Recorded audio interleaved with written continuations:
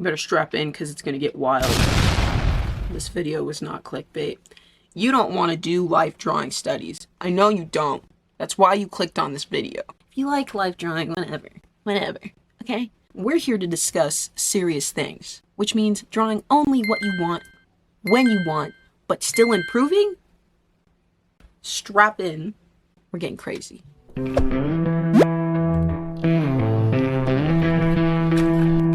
So I'm not gonna patent this technique, even though I should. I call this technique the copy paint technique. It's literally a play on copy paste. I'm so funny. This method has helped me improve without taking so much time, practicing those skills that honestly, none of us want to practice. Because I know if you're like me, I usually just have a tough time even sitting down and starting those really agonizing studies that just seem like such a huge task. Once I start them, I seem to never finish them. Things that you don't know how to do are difficult, isn't that so? And then we just have a sketchbook wasteland and wasted, unused pages in my sketchbook.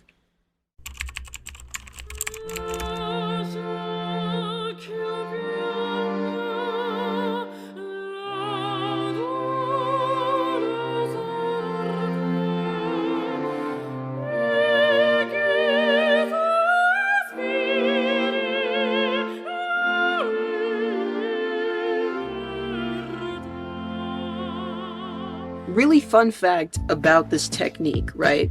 You don't need reference, you don't need notes, you don't need a video to tell you how to do this, so you can do it anywhere, anytime. I told you what the technique was, but I didn't actually tell you like what it is.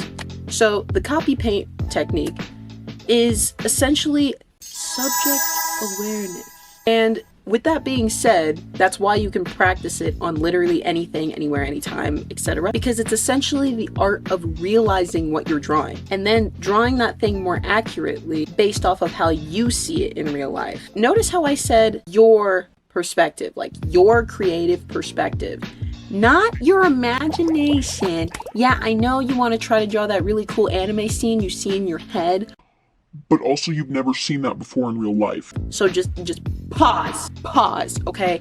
Because you haven't looked at any previous perspective. Copy paste is essentially remembering or recalling things that you've seen in the past and applying it to what you're using. So I'm actually gonna give you a pretty realistic example. You're drawing a face. Something isn't sitting right. It's too simple. It's not interesting. It's lacking. Okay, we get it. So what we do in this scenario is we flash back to every ounce of knowledge we've ever intaken. Okay, that's a little too much. But essentially things that you've seen and you roughly remember specific parts and pieces of that subject, of that scene. It can also be another artist's style that you've been like, why haven't I drawn that? I just really want to apply that thing. But you remember specifically that they had really bold line art. So you take whatever you're drawing in that moment and you just apply that one singular detail and it changes the entire drawing. You're then using the copy paint technique. Next time you're drawing, you'll remember back to like, oh, I applied really thick line art to that piece. I should do that again. It creates a cycle where you learn things from yourself. So I thought I would give you guys a for realsies example about how I'm browsing through my Pinterest. As you can see here, I'm gonna just take a couple brief glances at one of the few things that I see here, and I'm just gonna try to remember my favorite part about it. I'll start the sketch real quick.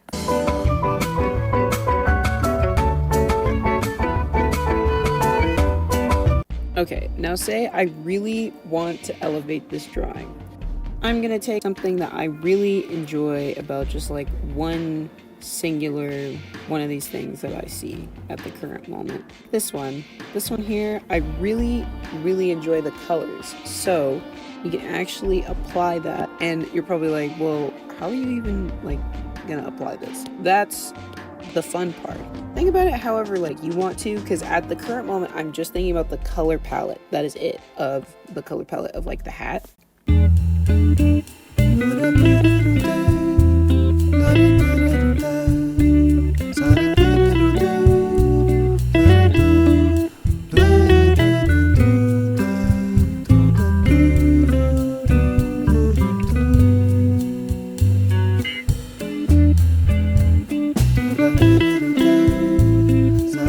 like that, you can see how I took the color palette and applied it to something completely different. Also, I tried using the eyedropper tool, but it didn't really fit the creative vision, so I took the idea of the colors.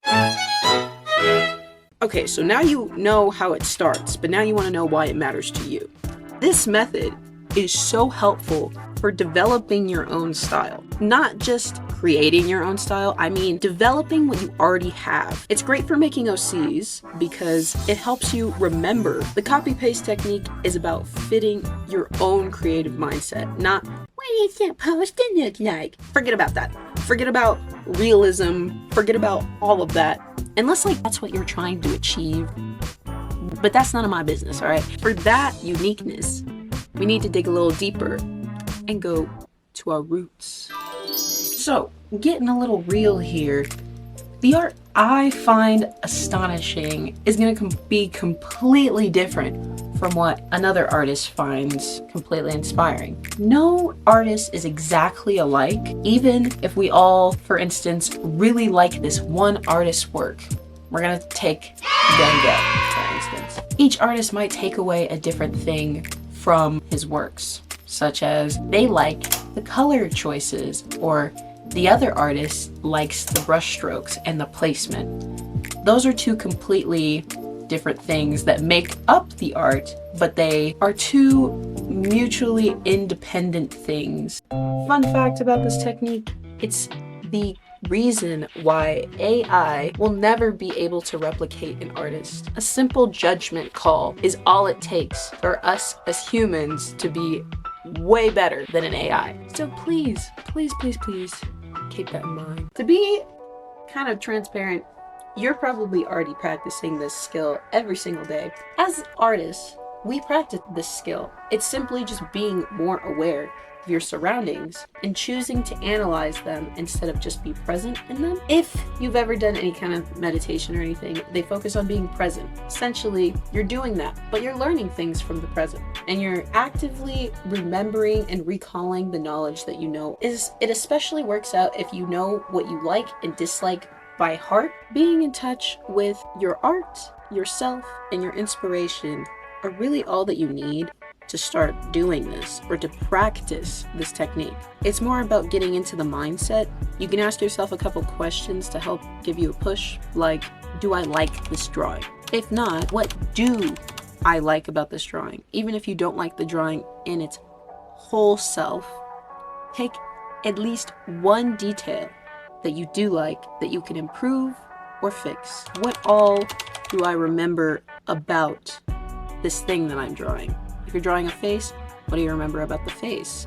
What do you remember about the proportions? What do you remember about skin tones or how the 3D aspects of the face come through in a 2D perspective? And then at the very end, ask yourself, how can I implement this into what I'm currently drawing? And those are just some questions to help you get rolling, get started. I don't know.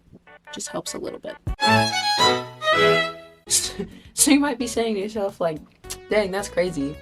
But they probably don't even use their own practice in their art. This is probably just for like beginners and little guys like me who don't know how to draw and blah, blah, blah, blah, blah. Shush. I use it and I've used it for as long as I can remember. There was a time where me and my significant other were sitting and eating some lunch. And I'm sitting there, munching away, and I'm starting to realize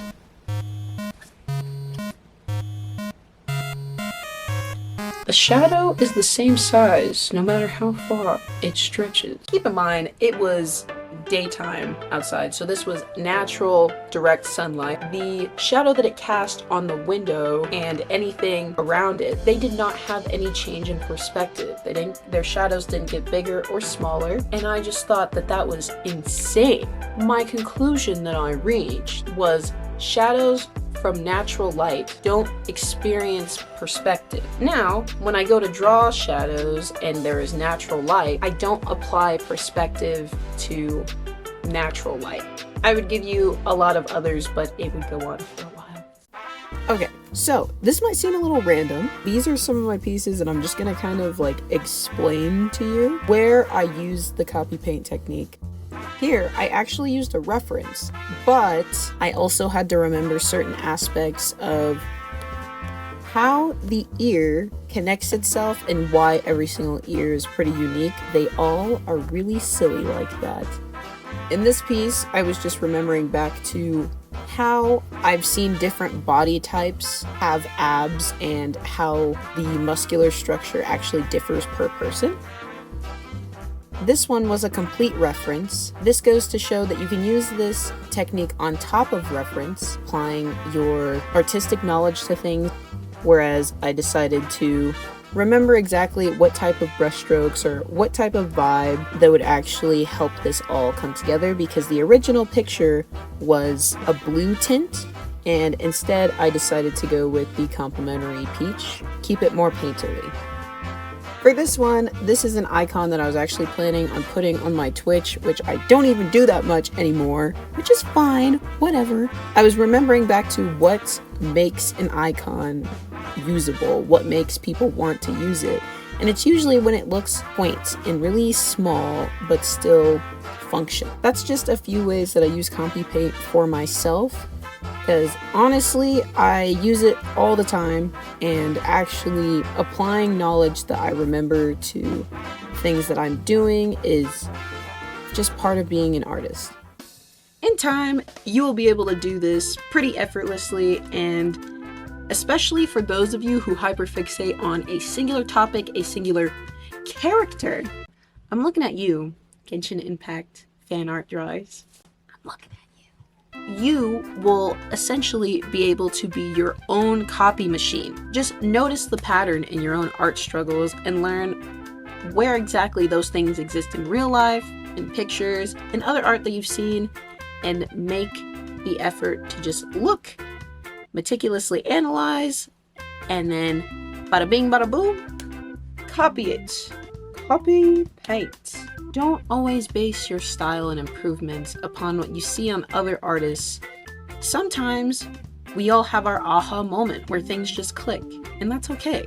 But for others, it takes a little more time and encouragement to get to where you actually want to be, and learn to be satisfied with what you actually have in the moment.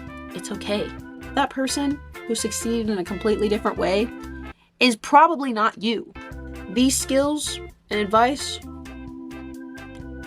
they may or may not be able to be applied to real life as well. But what do I know? I'm not your life coach.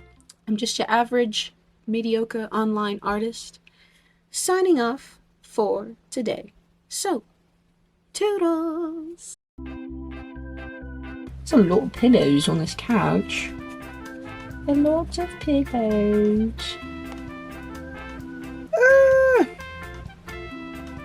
Oh, I have to take other shots. And another plate, and another plate, and another boo-boo-boo-doo. Boo-boo-doo-boo-boo-doo. Oh no. Hold on. Oh! Whammy couch. I'm gonna blow up. Oh my god. I have to back. It's such a flowy pose. I'm gonna draw it over here too. Why does it look so cool over here? But then over here it looks like...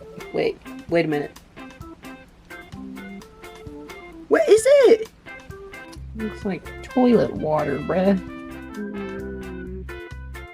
I feel like my sketchbook looks like a schizo person did, but it's fine. Mom, pick me up, I'm scared.